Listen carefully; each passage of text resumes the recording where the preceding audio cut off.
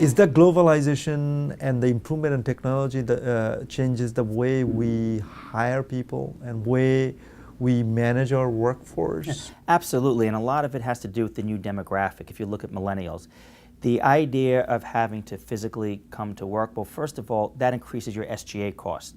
If you look at universities, their biggest cost is real estate, not the expense of employees. So when you look at the high cost of real estate pushing up SGA cost, which every additional dollar you spend on real estate reduces net income by $1, plus with the new demographics of millennials not really embracing that environment, this change is happening anyway. You can either embrace it or not. Now, I want you to imagine, Russell, the last company that made 8-track tapes.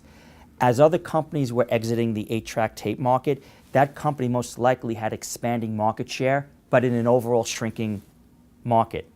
So when you don't embrace change, you might be misled, because in the short run, you might find yourself increase market share because everyone else is exiting that space. But eventually, the overall market share is going to decrease.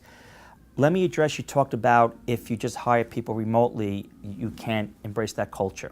I was dealing with the issue of virtual teams and whether or not we had to fly everyone in to work together in a physical space, or can we have people work virtually? A piece of wisdom that I use for most of my decisions is a balanced approach.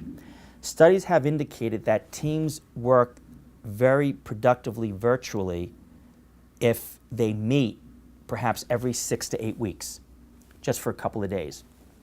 So instead of having this Western binary approach, either we work remotely or they must come to the office, what about having a 2 to 3 week orientation where they're in the office, and then have some type of schedule, perhaps more off-site meetings, or have a schedule where people do come in, and that way one complements the other. That would be my response to this CEO, because you definitely limit your talent pipeline if you're forcing people to come in addition to increasing your SGA costs. So again, it's sometimes very Western to have an either-or binary approach, but a balanced approach is a very good piece of wisdom that I take to most of my decisions.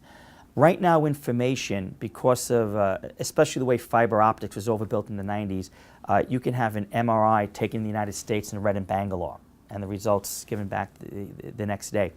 So information could pass in an instant, right? But the value added is not the distance between Bangalore and the US, it's the distance between the computer monitor and my eye, which is connected to my brain. That's the real value added.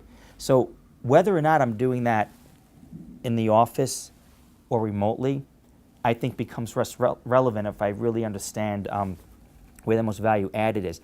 However, if you look at the value add of collaboration, there is an argument to be made, and I do want to address people's concerns that if people are only working remotely, then collaboration, as a result, could suffer.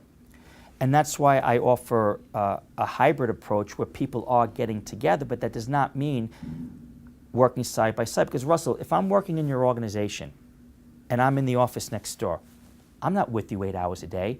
So there might be days in a row where you and I never see each other. So I don't need to physically be next door to be working side by side. That may or may not happen. So if you take a balanced approach, and you have concepts such as hoteling, where people no longer own their office, they'll plug into their docking station, they'll work a few days a week. I think that's the best way to embrace the new demographics of millennials, reduce your SGA costs, and maximize collaboration. And studies have shown, Russell, that as you offer people more flexibility, you don't necessarily have to lead the market in terms of your comp plan. That flexibility and people being able to address the personal aspects of their life, that's worth money to them. So you don't always have to lead the market in terms of price points in your comp plan if you give people other things that are of equal value.